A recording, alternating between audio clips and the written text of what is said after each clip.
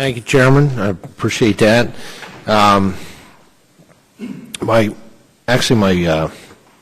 first question is for Mr.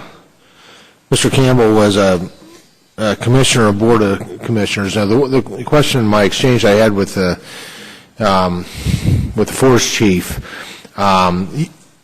obviously you weigh in on behalf of the citizens in your communities that you represent when there's opportunity with the Forest Service. In terms of the outcomes that you've seen, how much is the opinion of the local folks who have everything at stake? Is that taken into account? Do you see is it valued? Do things tend to go your way in terms of the whole scheme of, quote, public input?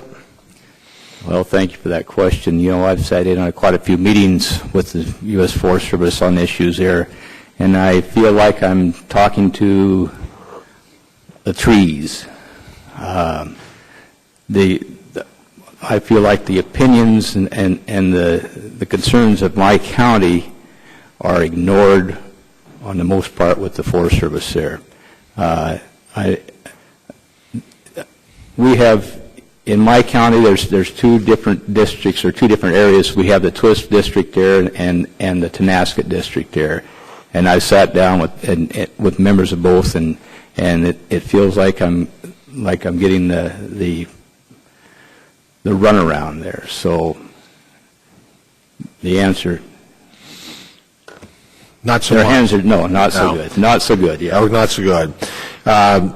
And unfortunately, a lot of folks in the communities, and a point I didn't point out, a lot of folks here from western states. I want to make this clear. This is a bipartisan group because I'm from the eastern part of the country, so from Pennsylvania. But with the national forest I have in the 4 counties, and they're involved with that, we see similar. Mr. Campbell, you mentioned in your testimony that 20-plus years ago we were harvesting 14 billion board feet from our national forests, yet last year we only produced 2 billion. What do you believe is the middle ground, as you put it? You know, 20 years ago, the harvest was probably up at the top of the line there, and we're not ready to go to that level at this time. I would say somewhere in between would be a good starting point there. Okay.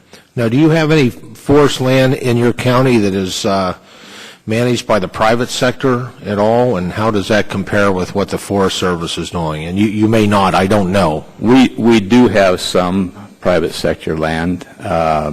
It's been a while since they've been logging that there. It's the distance to the market now is quite a ways off. With there. The mills are being closed. Our mills are being closed, so the revenue generated off that land at this time doesn't justify the cost of getting to the market for the most part there. So yeah, so that's the chronic impact of not really managing up towards the sustainable rates.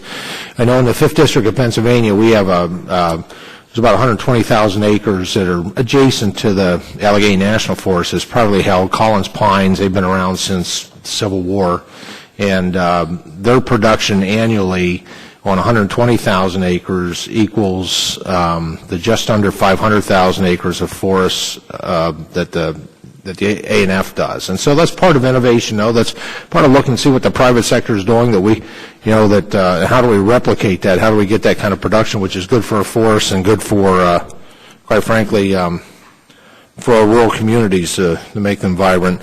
Mr. Wood, you suggest that despite the passage of the Secure Rural Schools program in 2000, the federal government has failed to implement active forest management plans. Federal timberlands have not been properly managed properly, nor has there been an increase in harvesting of federal lands.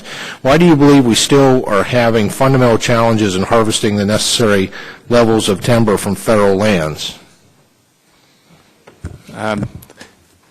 I would say why we're not getting enough from the federal timberlands is just all the different restrictions that are in place, whether from all different federal policies. While I'm not a forester, I understand that there are environmental concerns and different issues from stormwater to healthy forests. But I think that one of the challenges of this committee is to try to look at those challenges and to figure out a way that we can reach a resolution to them. Yeah, and as I close out my race, I said I'm a fan of the United States Forest Service, and most professionals I talk to, including the chief, they just want to do their job, do what's right for the forest, and do what's right for the rural communities. And been a lot of problems with these lawsuits, and we need to make sure that we're alleviating some of those burdens so they can do their jobs. Forests benefit if they're fully able to do that capacity, and our rural communities definitely benefit. And Chairman, I appreciate it. I'm out of time.